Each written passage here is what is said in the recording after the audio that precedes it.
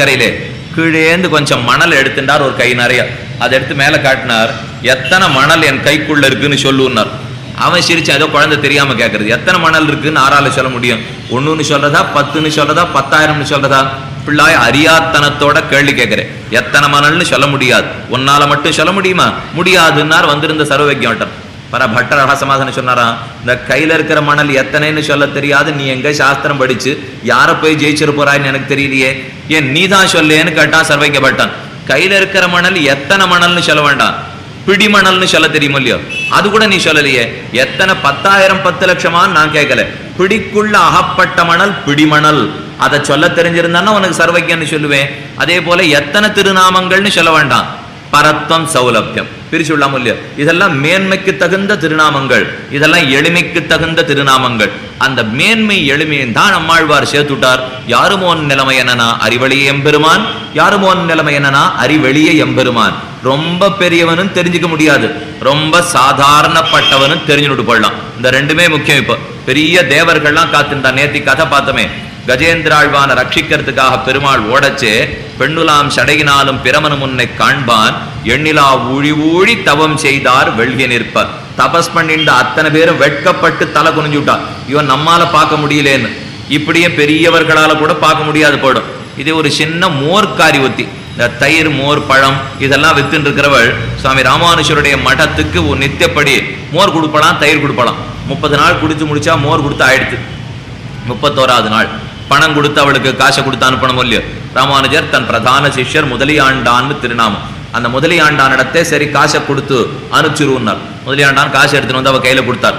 உடனே சொன்னாலாம், இந்த காசுக்காக நான் உனக்கு மோர் கொடுக்கலன்னா, இன்னும் என்ன வேணுதான் காசு கொடுத்தேன்னா, லே ராமானுஜர் ஏதோ ஷீட் எழுதி கொடுப்பறான்.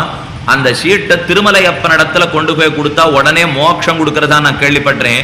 அந்த ஷீட்டு வேணுங்கிறதுக்காக மோர் கொடுத்தேன்னார். ஆடிப்பட்டார் முதலியாண்டான். நமக்கு தெரியாத பாதி இவ தெரிஞ்சு வச்சுருக்காரு. ராமானுஜர் இடத்துல போய் கேட்க, ஆமா அவ சொன்னது உண்மைதான். சீட்டை கொண்டான்னுட்டு கையெழுத்து போட்டு கொடுத்து நேர திருவேங்கடமுடையான் இடத்துல போய் மோட்சத்தை பெத்தாள்னு சரித்திரம். மோர்க்காரி தெரிஞ்சுன்னு போயிட்டாளே. பிரம்மாதி தேவர்களுக்கு இன்னும் தெரியல எங்க மோட்சம் கிடைக்கும்னு. ஆனா ஒரு மோர்க்காரிக்கு தெரிஞ்சு போயிட்டேன். நாகப்பழம் கொடுப்பலாம். கண்ணனுக்கு நித்தியப்படி ஒருத்தி. கண்ணன் போய் தானிய அரிசியை கொண்டு அவ கூடையில போட்டு நாகப்பழம் வாங்கிப்பான். ஒரு நாள் கொண்டு போட்டு கொடுன்னு கேட்டான். நாகப்பழம் கொடுக்கணும்னா நீ ஏதானு கொடுன்னா, நான் அரிசி போட்டேனே அதுக்கு கொடு நாகப்பழம்னு கண்ணன் கேட்டான். இல்லை எனக்கு வேற ஒண்ணு வேணும், இப்படி கொண்டு போட்ட பாரு நெல்லை. அப்போ உன் கையில சங்கர ரேகை சக்கர ரேகை பார்த்துட்டேன். நீ தான் திருமால், நீ மட்டுமே மோட்சம் அடிக்க வல்லவன்னு தெரிஞ்சுட்டேன். ஸ்ரீவைகுண்டம் உன்னுடைய சொத்துன்னு புரிஞ்சுட்டேன். அதனால எனக்கு மோட்சம் கொடு, நாகப்பழம் கொடுக்குறேன். அவள் ஆச்சரியப்பட்டான் கண்ணன். நாகப்பழத்தை நான் மோட்சத்துக்கு வித்து இத்தனை நாளும் கண்டதே கிடையாதுன்னா. என்ன சரணாகதி பண்ணி மோட்சம் கொடுத்துருக்கேன், பக்தி பண்ணி மோட்சம் கொடுத்துருக்கேன். ஒரு நாகப்பழத்துக்காக மோட்சம் கொடுத்து பார்த்ததில்லை. அர்த்தம் என்ன? ஒரு நாகப்பழக்காரி கூட தெரிஞ்சுடலாம் கண்ணனை. எவ்வளவு சுலபனும் தெரிந்து கொள்ளலாம், எப்பேற்பட்டவனும் தெரிந்து கொள்ளாமல் போகலாம். அத்தனை பரத்தன எம்பெருமானுக்கு, அத்தனை எளிமை எம்பெருமானுக்கு. ஆனா இந்த சாதாரணப்பட்டவர்கள் கூட எங்கேருந்து தெரிஞ்சுப்பார்? நம்ம மனசுல ஒரு சந்தேகம் வரும். பிரம்மாவாலேயே தியானம் பண்ணி தெரிஞ்சுக்க முடியலன்னா நான் எப்படி சுவாமி கையில்லை காலம் இல்லை ஒண்ணும் இல்லை, எனக்கு ஞானம் இல்லை, நான் இருக்கிற இடத்துலேருந்து எப்படி தெரிஞ்சுப்பேன்னு கேட்டேன். அதுக்கு தான் ஆழ்வார் பதில் சொன்னார், பேருமோர் 1000 பிறபல உடைய எம்பெருமான். இத்தனை திருநாமங்கள் அவனுக்கு இருக்கிறபடியால் கவலைப்படாதே, உட்காண்டிருந்த இடத்திலேருந்தே தொட்டுடலாம். அவனுடைய பரத்துவம் மேன்மை இருக்கே, அவனுடைய மேம்பட்ட இடத்தை ஒன்னால தொட முடியாது. ஆனா மேம்பட்டவன்னு சொல்ற திருநாமத்தை ஒன்னால தொட்டுட முடியும். அவனுடைய எளிமை இருக்கே, எத்தனை பள்ளத்துல இறங்குவன்னு ஒன்னால தொட்டுட முடியாது. ஆனா எளிமையை சொல்ற திருநாமத்தை ஒன்னால சொல்லிட முடியும். ஆக பரத்தமோ எளிமையோ மேன்மையோ எதுவாக இருந்தாலும் நாம சங்கீர்த்தனத்தால நாம பெற்றுடலாம் இல்லையோ. அதை பெறணுங்கிறதுக்காகத்தான் நம்மாழ்வார் இந்த பாசுரத்தை அனுகிரகித்தார். யாருமோன் நிலைமை என்னன்னா அறிவறிய எம்பெருமான், யாருமோன் நிலைமை என்னன்னா அறிவழிய எம்பெருமான். பேருமோர் 1000 பிறபலவுடைய எம்பெருமான். பேருமோர் உருவமும் உளதில்லை இயலதில்லை பிணக்கே. முதல் பத்திலேயே சாதிக்கிறார் ஆழ்வார். அதனாலதான் நீ நாம ரூபமுலகு நித்ய ஜெயமங்கலம்னு தியாகராஜர் தானும் பாடினாரோ இல்லையோ. ராமனை பத்தி சொல்லச்சே நீ ராமன்னு சொல்ல, நீ நாமான்னு. ராமனை பத்தி தெரியுமோ தெரியாதோ எனக்கு தெரியாது, ராமநாம எனக்கு தெரியுமோ இல்லையோ. ராம நாமத்துக்கு மங்களம் தான் தியாகராஜர் பாடினதை தவிர ராமனுக்கு மங்களம்னு சொன்னதா தெரியல இப்போ. ஏன்னா ராமனை விட ராமநாமத்துக்கு உண்டான தனிச்சிறப்பு சங்கரர் தெரிவிக்கிறார். ராமா உன்னுடைய நாமத்தினுடைய மகிமை ஆருக்கு தெரியும் தெரியுமா? சிவனுக்கு தான் தெரியும்னுட்டார். வேற யார் ராமநாம ஜபம் பண்ண போறார்? ஒரு சிஷ்யன் தான் தன்னுடைய சுவாமிக்காக பண்ணியே ஆகணும். சம்புகு வைஷ்ணவானாம் அகம் சம்புகுன்னு கண்ணனுடைய அழகான திருவாக்கு. சிறந்த வைஷ்ணவர்களுக்குள்ளே நான் சிவனாக இருக்கிறேன். சிவன்கிறவர் ஜேஷ்ட விஷ்ணு பக்தர் என்று கீதா அழகா தெரிவிக்கும். அந்த சம்புதான் நித்தியமான ராமநாமத்தை சொல்லிண்டே இருப்பாராம். அதை பத்தி கேள்வியே கடைசியில வரப்போறது இல்லையோ. பார்வதி தேவி கேட்பள் கேனோபாயேன லகுனா விஷ்ணோர் நாம சஹஸ்ரகம் பட்டதே பண்டிதை நித்தியம் ஸ்ரோதமிச்சாமியகம் பபோ. ரொம்ப சுலபமா சொல்றதுக்கு வழி சொல்லுன்னு கேட்டா நமக்கு தோணும், அதான் சுலபமா தான் 1008 கொடுத்திருக்காரு, இன்னும் என்ன சுலபமா சொல்றதுக்கு வழி சொல்லு. அவளுக்கு அன்னைக்கே தெரியும் நம்ம கதை. என்ன 1008 சொன்னா கூட இவன் ஒத்துக்க மாட்டான்னு தெரியும். 108 இருக்கான்னு கேட்போம். 108 சொன்னா 18 இருக்கான்னு கேட்போம். 18 சொன்னா 8 இருக்கான்னு கேட்போம். 8 சொன்னா 1 இருக்கான்னு கேட்போம். இதே நமக்கு இருக்கிற எப்பவுமே வழக்கம். எதை பெரியவர்கள் குறைச்சு கொடுத்தாலும் இன்னும் கொஞ்சம் சாரம் இந்த சாரபூதமா எதானு கிடைக்குமான்னு பார்த்துட்டே இருப்போம். ஒரு வேடிக்கையா கதை சொன்னார். இங்கேயோ கிராமத்திலேருந்து நகரத்தை ஒருத்தன் நிறைய பண்டம் பணிமாத்தெல்லாம் வாங்கிட்டு போகலான்னு வந்தான். துணிமையை வாங்கிட்டு போகணும். ஜாகிரதையா இருக்கும், நகரத்து வியாபாரிகள்லாம் ரொம்ப உண்மை ஏமாத்திடுவார் கிராமத்திலேருந்து சொல்லி அனுப்பிச்சான். சரி என்ன பண்ண ஏமாறாத இருக்கிறதுக்குன்னு அவன் கேட்டான். ஒன்னு அவன் என்ன வேலை சொன்னாலும் பாதி வேலை கேள், இது ஒண்ணுதான் வழின்னு சொல்லி அனுப்பிச்சுட்டான். இதை அப்படியே நம்பினுட்டான் வந்தவன். நேரம் அங்கேருந்து வந்தான். வந்து ஒரு சொக்கா ஒண்ணுன்னு கடைக்கு போய் நின்னான். 50 ரூபான்னா எல்லாம் முடியாது, 25 ரூபாய் கொடுக்குறியான். சரி தரேன், 25 ரூபாய்க்கு தரேன்னு கடைக்காரன் ஒத்துனான். அப்ப 12,000 ரூபாய் கொடுன்னான். கேட்டானா சரி 12,500க்கு தரேன்னு சொன்னான். கடைக்காரனுக்கு கோபம், வெறுமையை எடுத்துன்னு போயிடுன்னா அப்ப 2 கொடுன்னுட்டான். என்ன எதையுமே பாதின்னு அவன் சொல்லியிருக்கானோ இல்லையா. இதே கதை தான் நம்ம எல்லாருக்குமே. இப்போ எத்தனை தூரம் குறைச்சுன்னு போனாலும் இன்னும் குறைக்கிறியான்னு கேட்டுருப்போம். 1.25 லட்சம் ஸ்லோகம் மகாபாரதம், அது குறைஞ்சு கீதை சாசனாமாச்சு, அது குறைஞ்சு சாசனாமம் மட்டுமாச்சு, அது குறைஞ்சு அட்டோத்தர சதநாமம் ஆயிடுத்து, அட்டோத்தர சதம் குறைஞ்சு வெறும் 18 திருநாமங்களை மாத்தினுட்டோம். இன்னும் 18 மில்லியன் பார்வதி நமக்காக கேட்டுட்டா. கேனோபாயேன லகுனா விஷ்ணோர் நாம சஹஸ்ரகம் பட்டதே பண்டிதை நித்தியம் ஸ்ரோதிமிச்சாமியகம் பிரபோ.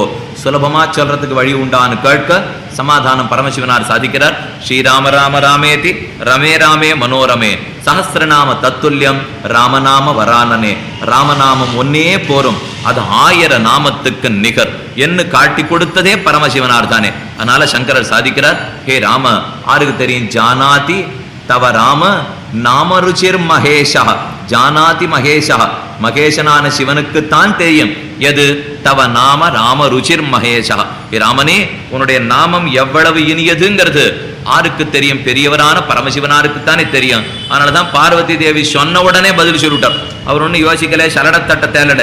நாம ஒண்ணு சலிச்சு கொடுக்கணும்னா சல்லடத்தட்டை கொண்டு 1008 போட்டு சலிச்சு இதுவரைக்கே ராமநாமம் அப்படின்னு எடுத்து கொடுக்கல. இந்த கேள்விக்கு பதில் அவர் ஏற்கனவே பார்த்து வச்சுட்டார். கேட்ட உடனே பதில். உபன்யாசம் பண்ணிட்டு இருக்கமோ இல்லை 2 மணி நேரம் சொல்றோம். தரங்கேந்து வந்து ஒரு கேள்வி கேட்பார். அந்த கேள்வி ஏற்கனவே எங்கிட்ட யாரானு வேற எங்கேயான உபன்யாசத்துல கேட்டதா இருந்தா கேட்ட உடனே பதில் சொல்லிடுவேன். இல்ல புது கேள்வியா இருந்தா பார்த்துன்னு நாளைக்கு வந்து சொல்றேன்னு சொல்லிடுவேன். நான் உடனே சொன்னா கேட்டவருக்கு புரிஞ்சு போயிடும். இந்த கேள்வி உபன்யாசகரை யாரோ நேத்தி கேட்டிருக்கார், அவர் புஸ்தகம் ஏற்கனவே பார்த்துன்னு வந்துட்டார், அதனாலதான் சுலபமா சொல்றாரு. இதே கதை தான் இப்ப பரமசிவனா இருக்கும். பார்வதி கேட்ட உடனே பதில் சொல்லிட்டார்.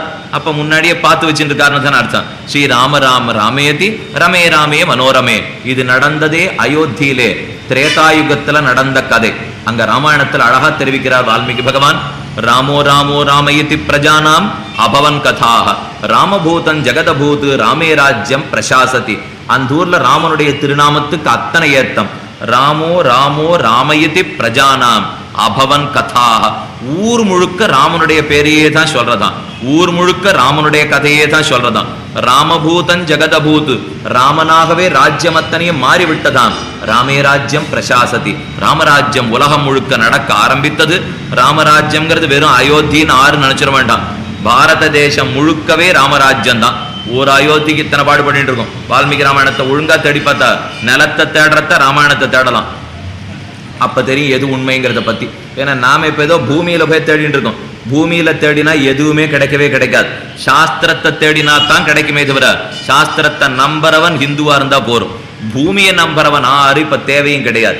இவ்வளவு தூரம் வால்மீகி பிறந்து வேதவியாசர் பிறந்து எழுதி வச்சுட்டு போயிருக்கார். அதுல எனக்கு நம்பிக்கை இல்லை, நான் தோண்டி எடுத்து தான் பார்க்கணும்னு சொன்னோம்னா இதுல அர்த்தமே கிடையாது. பார்க்கட்டும், எத்தனை தூரம் தோண்டி பார்த்தாலும் உள்ளுக்குள்ள எம்பெருமான் இருக்கத்தான் போறானே தவிர மாறிட போறதே கிடையாது. அதனால எதுக்காக சொல்ல வந்தேன்னா, ராமன் ராமன் ராமன்கிறது வெறும் அயோத்திக்கு மட்டுமன்னு, ராமபூதன் ஜெகதபூத் அன்னைக்கு எழுதி வச்சிருக்கார் வால்மீகி பகவான். ஜகத்தே ராமமயமாக மாறித்து.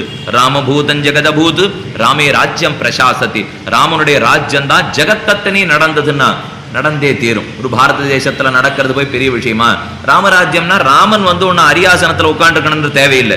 ராமனுடைய தர்மம் உலகத்துல நடந்தா போரும். அவனுடைய தர்மத்தை நடத்தினாலே ராமராஜ்யம் தானே. அவன் தர்மத்தை நடத்த ஒரே வழி அவனுடைய திருநாமத்தை சங்கீர்த்தனம் பண்ணுவதுதான். அதனாலதான் அன்னைக்கே பார்வதிக்கு வழிகாட்டினார் பரமசிவனார். ஸ்ரீராம ராம ராமேதி, ஒரே ஸ்லாகத்தாலே ஒரே திருநாமம்னு சொல்லிட்டு போயிட்டார். ராமநாமத்துக்கு அத்தனை ஏத்தம், நாராயண நாமத்துக்கு அத்தனை ஏத்தம். இப்போ ஒத்தொத்தர் ஒரு திருநாமத்தை சொல்லிட்டு போயிட்டார். சங்கராச்சாரியரை போய் கேட்டோம், பஜ கோவிந்தம் விட்டார். அதே போல இங்க பரமசிவனாரை கேட்டோம், பஜ ராமம் விட்டார்.